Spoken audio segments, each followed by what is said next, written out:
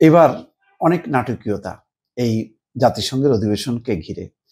গাজা ইস্যুতে আরব দেশগুলো চেপে ধরছে ট্রাম্পকে। ট্রাম্প বলছেন যে আমি একটা শান্তি প্রস্তাব বাস্তবায়ন করব।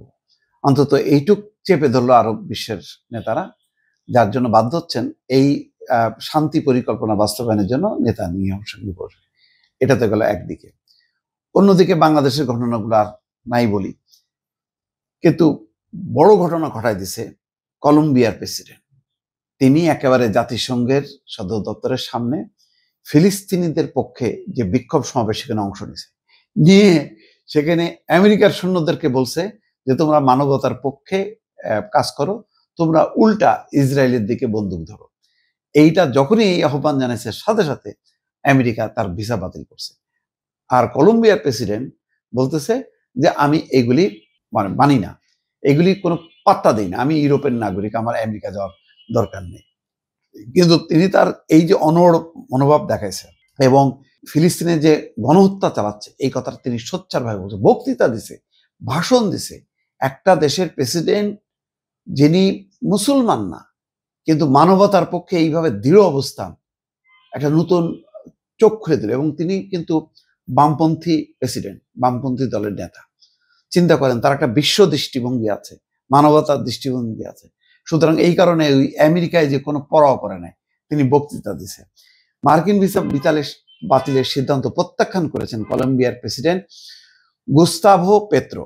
তিনি বলছেন এই পদক্ষেপের মধ্য দিয়ে আন্তর্জাতিক আইন লঙ্ঘন করেছে যুক্তরাষ্ট্র। কারণ সে আসছে তো কি বলে জাতিসংঘের অধিবেশনে, এটা তো আমেরিকার কোনো বিষয় না।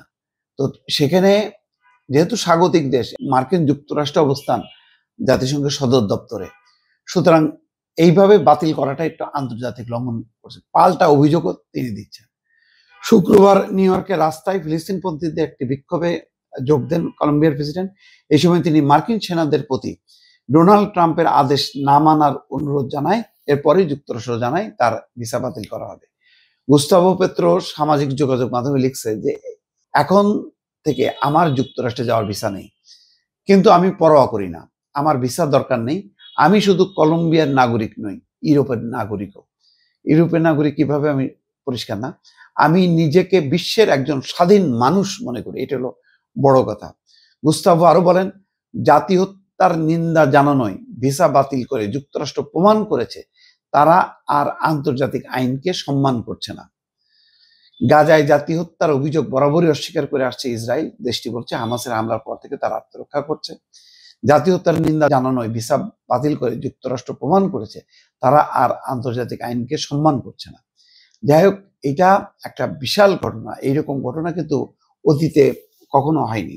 কলম্বিয়ার পররাষ্ট্র মন্ত্রণালয় এক বিবৃতি বলতেছে, যেখানে জাতিসংঘ তার সদস্যদের রাষ্ট্রগুলোর মত প্রকাশের অধিকার এবং স্বাধীনতা নিশ্চয়তা দেয়, সেখানে কূটনৈতিক অস্ত্র হিসেবে ভিসা বাতিল করা এই সংস্থার চেতনার পরিপন্থী। এটা পারে না।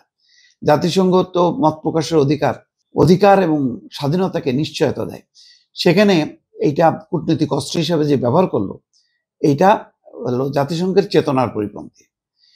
ট্রাম্প দ্বিতীয় মেয়াদে ক্ষমতায় আসার পর থেকে কলম্বিয়া এবং যুক্তরাষ্ট্রের দ্বিপক্ষীয় সম্পর্কে টানাপোড়েন চলছে। চলতি বছরের শুরুতে পেত্রো যুক্তরাষ্ট্র থেকে বহিষ্কৃত মানুষদের দেশে ফেরত পাঠানোর ফ্লাইট বন্ধ করে দেন, ফলে যুক্তরাষ্ট্র শুল্ক এবং নিষেধাজ্ঞার হুমকি দেয়। পরে অবশ্য দুপক্ষের মধ্যে একটা সমঝোতা হয়। চলতি বছরের জুলাইয়ে পেত্রো অভিযোগ করেন মার্কিন কর্মকর্তারা তার দেশে অভ্যুত্থান ঘটানোর ষড়যন্ত্র করছে। এরপর উভয় দেশ তাদের রাষ্ট্রদূতকে প্রত্যাহার করে নেয়। ওয়াশিংটন অবশ্য এই অভিযোগকে ভিত্তিহীন উড়াই দিচ্ছে। এর আগে 2024 সালে পেত্রো যুক্তরাষ্ট্রের ঘনিষ্ঠ মিত্র ইসরায়েলের সঙ্গে কূটনৈতিক সম্পর্ক ছিন্ন করে এবং দেশটিতে কয়লা রপ্তানি নিষিদ্ধ করে। দেখেন কতখানি সে, এখানে কিন্তু কোনো ধর্মীয় তার কোনো স্বার্থ নেই, সে আন্তর্জাতিক মানদণ্ড দেখছে যে ইসরায়েল যেটা করতেছে এটা মানবাধিকারের পরিপন্থী কাজ করছে। সুতরাং ওই দৃষ্টিকোণ থেকে সে ইসরায়েলের বিরুদ্ধে নামছে। যুক্তরাষ্ট্রের সম্মান করা উচিত এই প্রেসিডেন্টকে। দর্শক।